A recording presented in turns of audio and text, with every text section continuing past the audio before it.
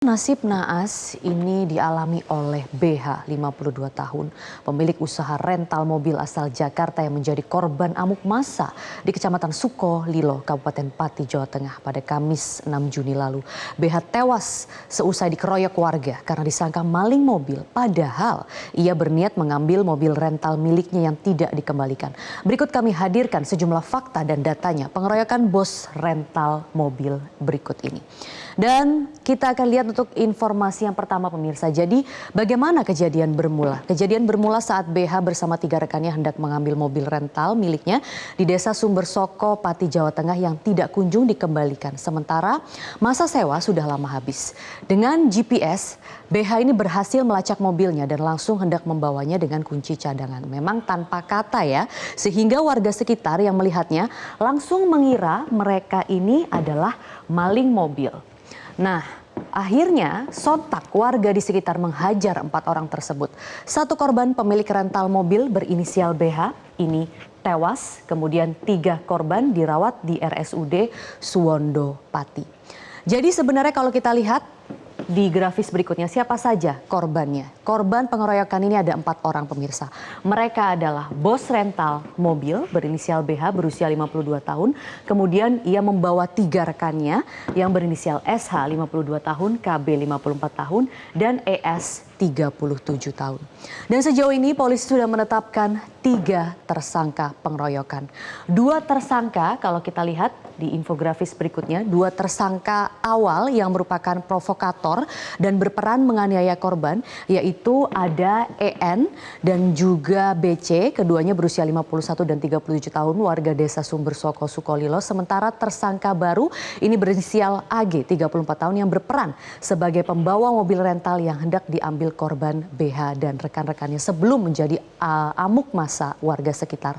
Tersangka ini dijerat dengan pasal 170 KUHP tentang pengeroyokan dengan ancaman 12 tahun penjara. Kemudian sebenarnya kalau kita lihat ya, ada banyak kasus-kasus mobil rental yang dibawa kabur penyewanya untuk dijual kembali. Artinya ini bukan hal yang baru, sudah banyak sekali modus ini terjadi. Digadaikan maupun memang modus penipuan sejak awal dan lain sebagainya. Berikut ini 4 dari banyak kasus permasalahan mobil rental lainnya. Misalnya saja pada bulan Juni 2022 ada Pak Sutri yang memang sengaja membawa kabur mobil rental di Tangerang untuk dijual kembali. Kemudian pada Agustus 2023 penipuan mobil rental di Berau, artinya memang sudah berkedok penipuan sejak awal. Kemudian bulan Oktober 2022 penggelapan mobil rental di Bali. Dan yang terbaru sebelum di Pati ini pemirsa juga ada bulan Februari 2023 mobil rental dibawa kabur penyewa di Kecamatan Bumi Aji. Dan sebenarnya masih banyak kasus-kasus mobil rental yang dibawa kabur lainnya. Jadi sebenarnya bagaimana sih dasar hukum atau aturan hukum mobil rental ini? Kalau kita melihat ya, dasar hukumnya di undang-undang sebenarnya sudah lengkap diatur di Kitab Undang-Undang Hukum Pidana.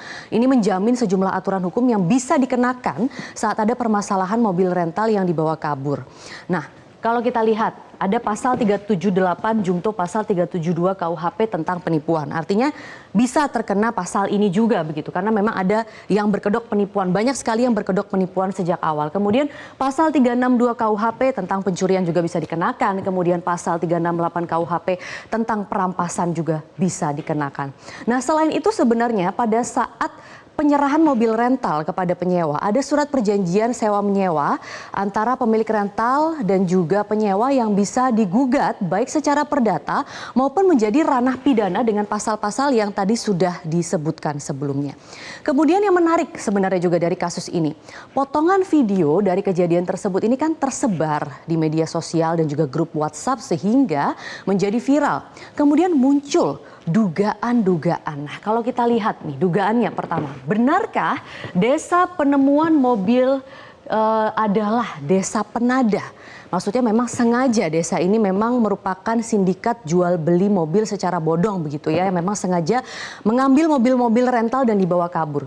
Kemudian benarkah pelaku pengeroyokan sewa ini sebenarnya adalah yang juga menyewa mobil rental atau rekan yang menyewa mobil rental itu juga masih didalami. Yang jelas sempat muncul dugaan pemirsa bahwa Pati dan Sukolilo diduga merupakan tempat sindikat penadah dan jual beli mobil bodong. Dari mana asal dugaan ini?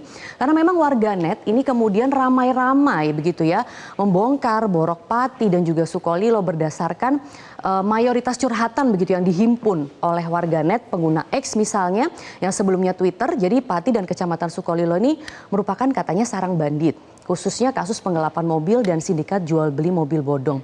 Kemudian ada juga netizen lainnya, banyak netizen lainnya menanggapi. Beberapa dari mereka merupakan pengusaha rental mobil yang juga menyatakan bahwa wilayah tersebut Pati dan Sukolilo ini memang daerah zona hitam bagi para pemilik usaha rental mobil, dan desa tersebut sudah terkenal dengan sindikat penggelapan mobil rental dan leasing mobil. Nah, kalau memang benar berarti dugaan ini kan sudah lama ya dan seharusnya sudah diinvestigasi oleh pihak yang berwajib. Tapi kalau sampai belum hingga saat ini jangan-jangan memang benar kata netizen begitu ya. Masih harus didalami tentunya ya. Ada oknum pihak kepolisian juga yang ikutan. Karena memang ya tidak akan ada asap kalau tidak ada api. Jika benar, semoga kasus ini bisa membukanya dan bisa diusut dengan tuntas. Dan pemirsa, itu tadi at large di Metro Siang kali ini. Kita akan melihat juga ini ada komentar kriminolog Adrianus Meliala yang menanggapi kasus pengeroyokan bos rental mobil yang berujung kematian ini. Jadi walaupun dia sudah dilengkapi dengan anak buah, tapi lalu terlalu percaya diri datang begitu saja ke lokasi, lalu kemudian membuka mobil walaupun itu mobilnya, lalu kemudian membawanya.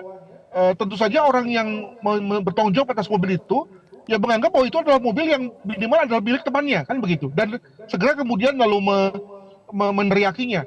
Mungkin ada bagusnya dan sebaiknya kalau kita bicara mengenai bagaimana harusnya ini bisa dicegah misalnya, tentu dalam hal ini si korban itu meminta izin ya atau menerangkan dulu situasi daripada mobilnya kepada orang yang bertanggung jawab atas mobil itu di rumahnya misalnya, sehingga kemudian lalu dia bisa menyerahkan dengan baik-baik mobil tersebut kepada pemiliknya, bukannya langsung menyelonong saja lalu kemudian membawa mobilnya. Nah, itulah yang kemudian memicu kemarahan dari masyarakat dengan meneriakinya maling tadi gitu. Tadi subkultur kekerasan yang memang terbiasa menggunakannya secara fungsional, secara solutif ya untuk menyelesaikan berbagai macam masalah, lalu kemudian didukung juga oleh banyak kalangan, dan kemudian lalu ada jagoan-jagoannya, sehingga kemudian tadi begitu ketemu kasus seperti ini, bukannya mereka berhenti pada saat ketika si maling tadi ya sudah tertangkap dan kemudian siap diinterogasi, malah malingnya dipukuli dan kemudian mobilnya dibakar. Ini memang sudah keterlaluan ya, sudah terlalu jauh gitu ya.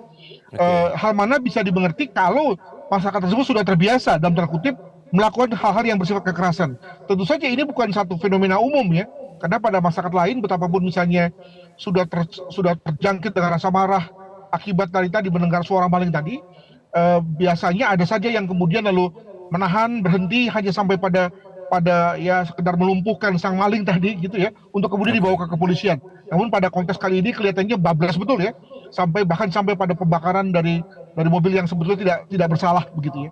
Jelajahi cara baru mendapatkan informasi. Download Metro TV Extend sekarang.